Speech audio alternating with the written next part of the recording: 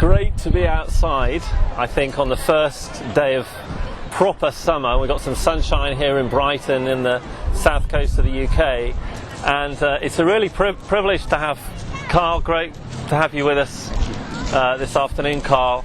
Carl is really one of the founding fathers of the Vineyard, which is the church grouping that I belong to.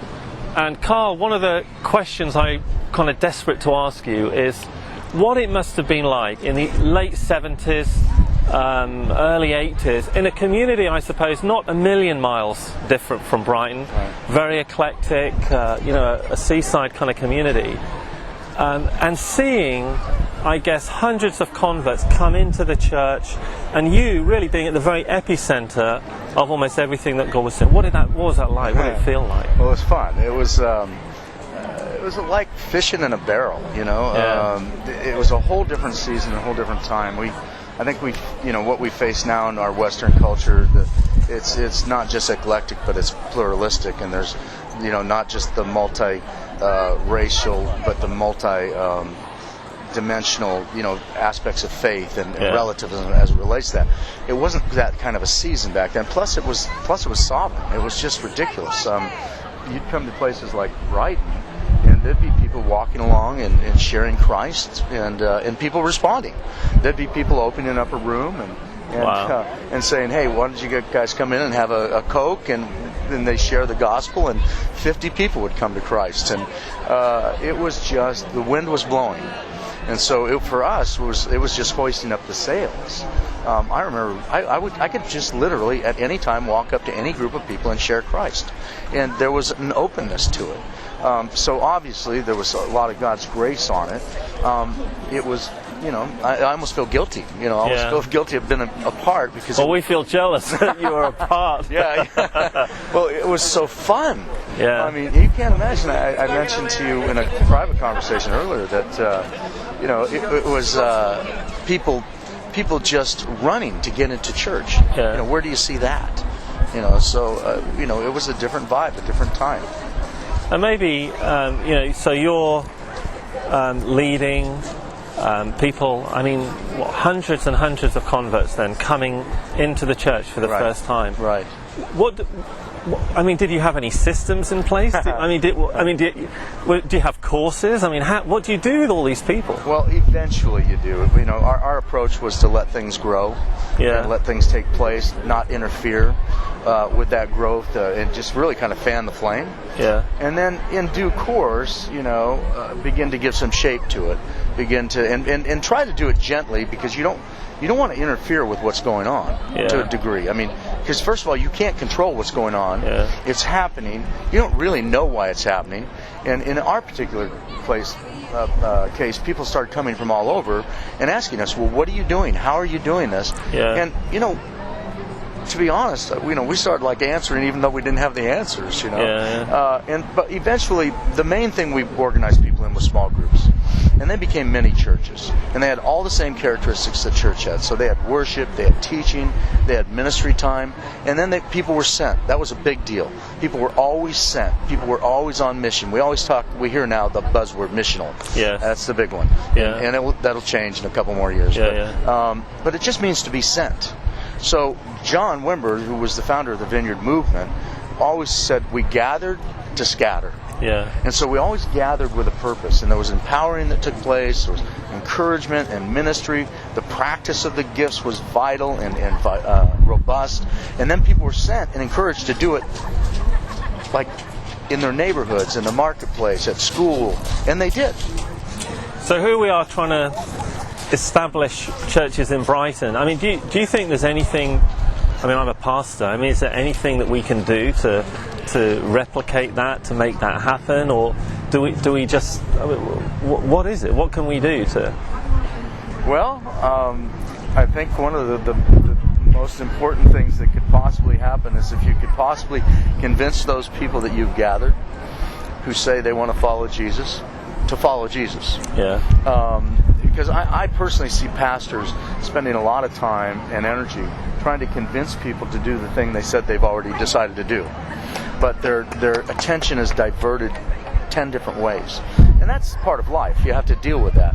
But but getting people to be devoted followers of Jesus who replicate his attitude, who replicate his behavior. Jesus attracted sinners. Yeah. We read through the scriptures, sinners always gathered around Jesus. He did not repel them. Church people sometimes repel people because we talk too much and do too little. Yeah. And so if we could get our people to think incarnationally, to think about, a term that I stole from a priest named Daniel Grudy, to make visible the invisible heart of God. Because that's what Jesus did. And you see him do that with the woman at the well. You see him do that with the woman caught in adultery. You see him do that with Zacchaeus. You see him do it in the stories that he shared and told. He just exemplified the heart of God. And people were drawn to that. So I think evangelism and discipleship are absolutely essential. Those are the old, ancient wells that have to be reopened. We don't need more programs. Yeah. We don't need more bells and whistles. We need more devoted followers of Jesus. I totally agree. So really what you're saying is we need to get hungry for God, we need to spend time with God, we need to be expectant of God to do these wonderful things, and maybe possibly just we're not cooperating with him enough, actually. We're not believing with him enough. We're not excited enough about the kind of things that he does. Yeah, I think so. I think it's I don't think it's complex. I think it's simple. Yeah. And I think we need to bring people back. Now, we have to do all of what you just said while not becoming religious. Yeah. And that's hard. That is hard. We become religious. Yeah, we begin to yeah. size people up. Yeah. We want people to change. But I think we just have to worry about bringing people to Christ and letting Christ transform and change people. Yeah. And would you say at the very heart of, again, it's the group, the church grouping that we kind of belong to, that was the heart of the Vineyard in the beginning? You think that was the very heart of what you were trying to promulgate when you came to the UK? It's just let more of him, try and follow him, no programs, no methodology, it's what is the Spirit saying? Would that be? I think that would be to a degree, although John had organized his thinking by that time. Yeah.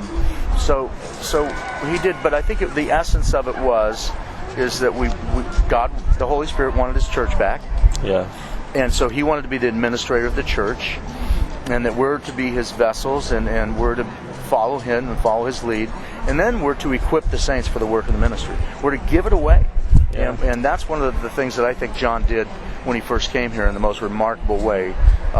From the very opening session, when he had them close their notebooks, he said, "Now let's do it." Yeah. And he taught them how to do it.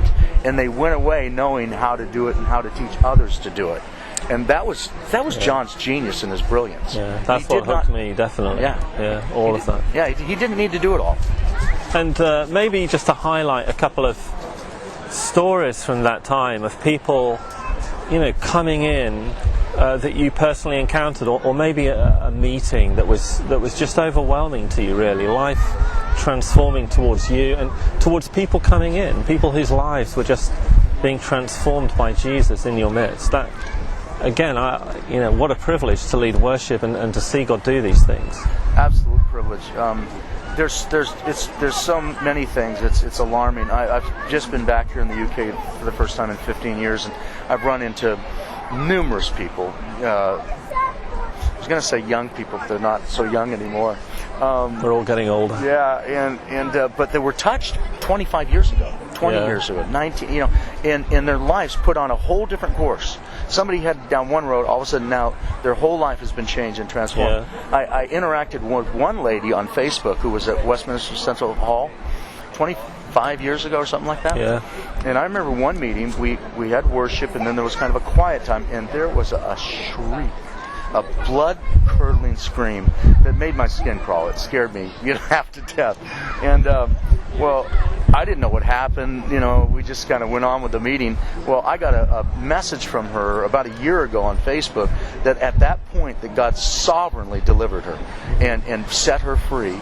And this last 25 years, she's been leading worship and home groups and engaged in the work of the kingdom.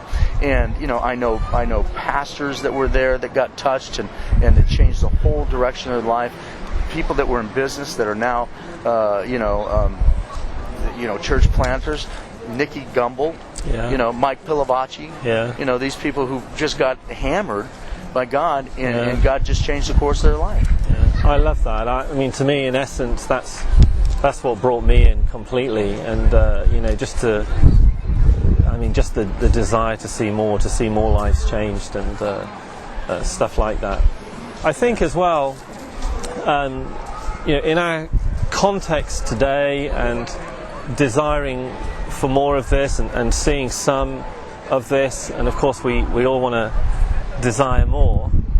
What does it feel like coming back? I mean, and I'm talking about just personally inside. What does it, after 15 years away from the UK, you're coming back, you're hearing stories from church, and be honest, there's good things, aren't there? And there's also some maybe things not quite the way that perhaps we'd like it to be. But what would you say? Well, I think what's happening here is reflective of what's happening within the Western world. We are catching up with you in the States in terms of apathy and lack of involvement. Our churches are closing their doors weekly and in a rapid, frightening pace. Young people are not coming to Christ, and people are not being discipled. And that's happening here, and you guys have seen that for years. Obviously that's disturbing. But the truth is, it feels really good to be here. And it feels really good to see a church here, to come to Brighton, where we used to go be down the street here and do conferences, and now there's a Vineyard church here. And I don't think Vineyard existed in the UK at that time, and so and to go to Oxford, and there to be a vital work there, and to go to Sutton, and then I went to a Baptist church, which might as well been a Vineyard conference. It was the evening was so incredible with the worship and the ministry time, and it's just the expectation. And there does seem to be, in many groups, an expectation and building. And it doesn't matter whether it's with the New Wine Crew, and I don't know all the right names and titles, sorry, or the Bethel influence here, or the Vineyard, or New Frontiers. In all of those groups, there seems to be an anticipation of something happening, and something changing, and hopefully it's going to be a revolution, not a revival. I hope so. Not a revival, not renewal, but a revolution, because a revolution topples governments and changes cultures. And I think that's what's needed. Is Jesus needs to get back on the throne, right? Absolutely. So that's what I would hope for. But I frankly, I love it here, and I love being back. I think you're right. I think there's certainly denominational walls are really cut down. If you go to many of the festivals today, you could be Catholic, Anglican, you could be from a plethora of different. It doesn't matter today. It's, do you love Jesus? So you chasing after Jesus is really the heart of what matters. And maybe, Carl, as well, if anyone's strayed into this to watch this, but you're not a Christian. You could be in crisis. You could be in addiction. You're just desperate. Maybe you're just seeking. You're honestly wondering, why do these people go to church? Why do they do this on a Sunday? And I guess in our culture, being so old, so many churches really, it feels to so many people that it's just cultural, and that it's boring, and they're good people that do it, and God bless them, but that isn't for me. How do we change that? What would you say to those kinds of people? Because we want those kinds of people to look again at Christ. We want them to feel that they can come into our churches and know nothing. We want them to know they can come as they are. We don't care how they're living, or what they're doing, or what they're addicted to, or what their sexuality is. We just want them to be able to come. What would you say to? I'd say what I'd say what you just said. I would say what you just said, and then I'd try to do it. I'd try to do it. And the way you do it is one person at a time. It's one neighbor at a time. It's one life at a time. It really is. I know that's cliche-ish, but it is. We can only affect people one person at a time. So what I would tell unchurched, non-Christian people is please look at Jesus. Just read what Jesus said. Watch and see what Jesus did. Because the Bible says that Jesus was the manifestation of the Father, that he makes the Father known to us. One translation says that no one's seen the Father except for the Son, but the Son explains him to us. And so Jesus, in the way that he acted and the attitude that he had and the compassion he demonstrated, the concern, the power he yielded, he was the perfect representation of the Father. So if you want to know what God's like, look at Jesus. Don't look at the church, because that's not going to tell you what God's like. That's a man thing that we've kind of messed with that, and we keep trying to fix it. We want to. We're honest about it, but we're really about trying to be followers of Jesus and doing the things that Jesus did and saying the things that Jesus said and acting the way Jesus acted. So we want to pray for the sick. We want to see people healed. We want to cast out demons. We want to minister to the poor. We want to have compassion for those who are lost and wandering. We want to embrace the prostitute, So that's what we should be, and if we're not, you have every right to challenge us, because we're supposed to be followers and examples of Jesus. And the church is supposed to be a representation of people who love him and have gathered together in celebration of him. And so that's what one of my prayers for you and your church and every church I go to is that there would be a day that Sunday morning would not be the most important day of the life of the church. That what happens Monday through Saturday, all during the week, out in the community, would be the most important thing. And when you get together on Sunday, it would be an explosion of celebration of all the great things that God's doing. Yeah. And I think as well, we're a pretty screwed up lot, really. We try and hide it, don't we? We do, but we're all pretty messed up. Yeah. And again, your story is so great, Carl, because you're 11 years old, and you're a street kid. I mean, I maybe say what that was like, because again, I think people need to know we are just ordinary people, and our lives have been just sidetracked by Jesus. Jesus has done something real in our life, and it's right. Jesus that's done it. And he did it to you when you were just an 11-year-old snotty kid, I guess. But maybe describe what your life was like, because maybe that'll help people. When you look at where I am today, people wouldn't imagine how off course I was. Even as an 11-year-old boy, that seems so young, but I was grown up in a family where my mother and father they're just not healthy people, and there was a lot of violence and a lot of anger. So my dad was gone by the time I was 7, and so my mom had to work all the time. So I just hit the streets, hung out with these big Samoan guys that kind of protected me. And this is Southern California, right? Southern California. I was exposed to things that an 11-year-old shouldn't have been, or what 10 or 8 or 9-year-olds shouldn't have been exposed to, and experienced things I shouldn't have been experienced. And the course of my life really was one of, headed towards certain death. I mean, the things I would have been involved in would have killed me, or somebody would have killed me. Yeah. And but Jesus kind of snatched me out of the midst of that. And all I did is somehow, some way said yes to him coming into my life. I didn't say any particular prayer. I didn't know exactly what to do. I just knew I needed life. I didn't have life, and life was in Jesus. So I asked him to come into my life.